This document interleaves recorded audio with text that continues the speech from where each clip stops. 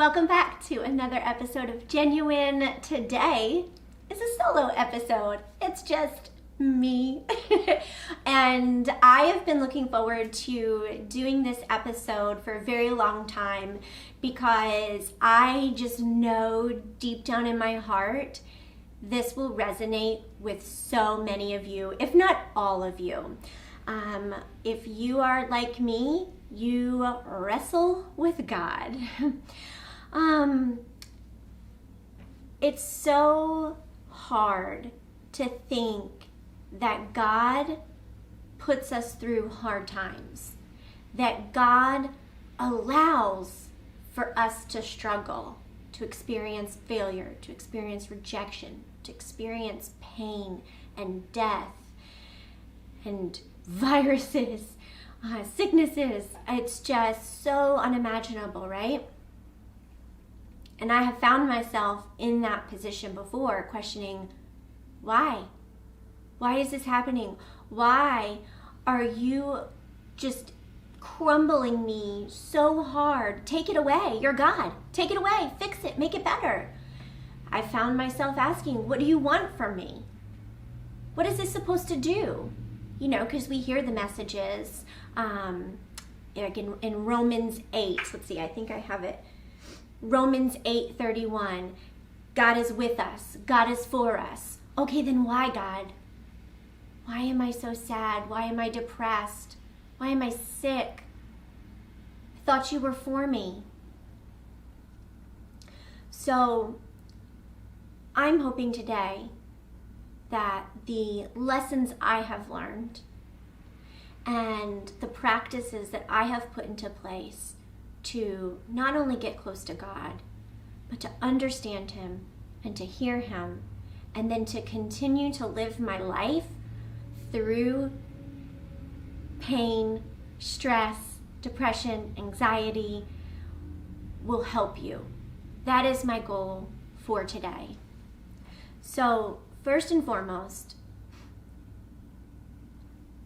I cannot stress enough how important it is to talk to God. I cannot stress the importance enough to let it go and give it to God. And you might be thinking, okay, Melissa, that sounds great. Talk to God and give it to God, all right? What does that mean? Everybody always says, give it to God. Just give it to Him. Just let it go and give it to Him. Sounds easy. What does that mean? What does that do? How do I move on once I give it to God? Air quotes for you. Well, here's what I've learned. To talk to God, you have to either talk out loud, talk in your head.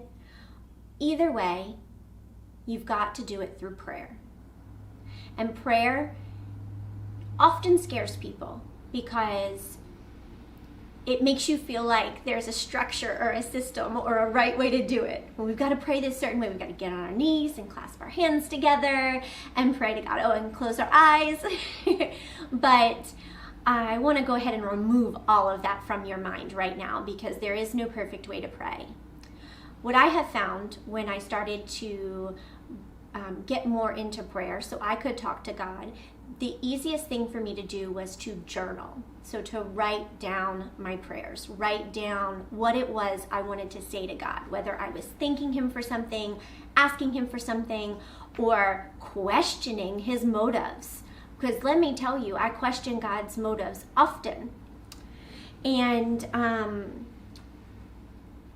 when I started writing it down, and when I write like I'm talking, so there's nothing formal about it. Sometimes there's misspellings or scribbles and scratches out, and I skip more lines than I should. Nothing's perfect.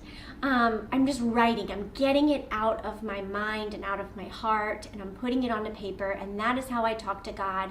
And the more that I journaled and spoke to God in that way, the easier it became for me to talk to Him just when I'm driving or when I'm in the shower. It just became like this relationship with Him where I could just talk to Him at any point in my day and release what it was that I was feeling. Again, whether it was gratitude or a desire, it became easier once I started writing it down and journaling it.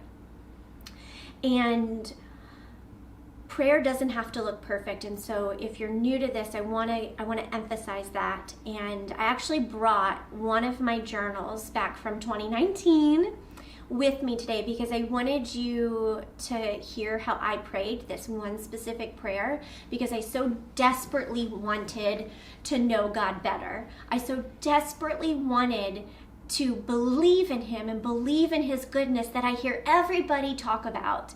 And I was struggling. I was disconnected. I couldn't understand. I wasn't believing it. I couldn't take my human brain and believe it and connect to it. And so this is a prayer that I journaled several years ago, and perhaps this will resonate with you, and perhaps this is a prayer that you need to pray. And by all means, copy it down and rewrite it every day if you need to.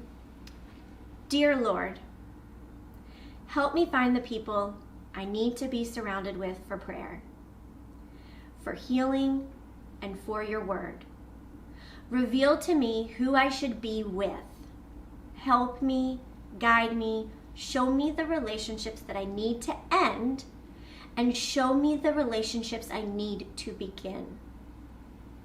Lord, please give me obvious, direct answers.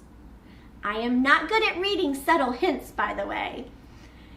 Just give me the ability to read the hints or to see your subtle gestures, if that's what you're doing.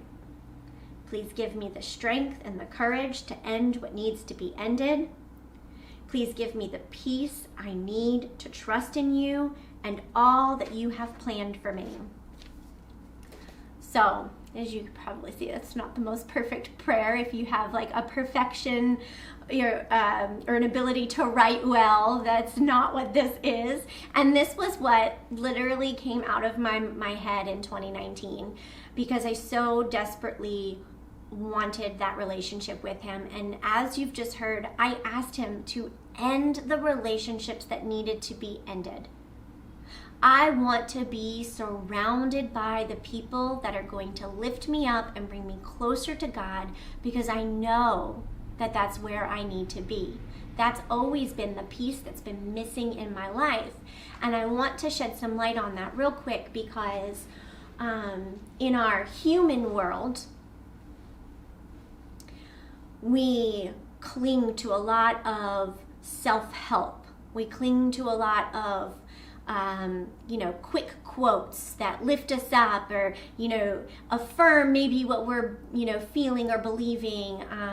Advice that I believe is fantastic. And to this day, I still consume that self-help message and rely on it for many things.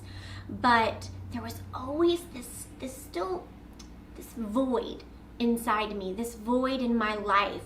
Self-help wasn't taking me exactly where I needed to be, and it was when I realized it was God that was missing in my life.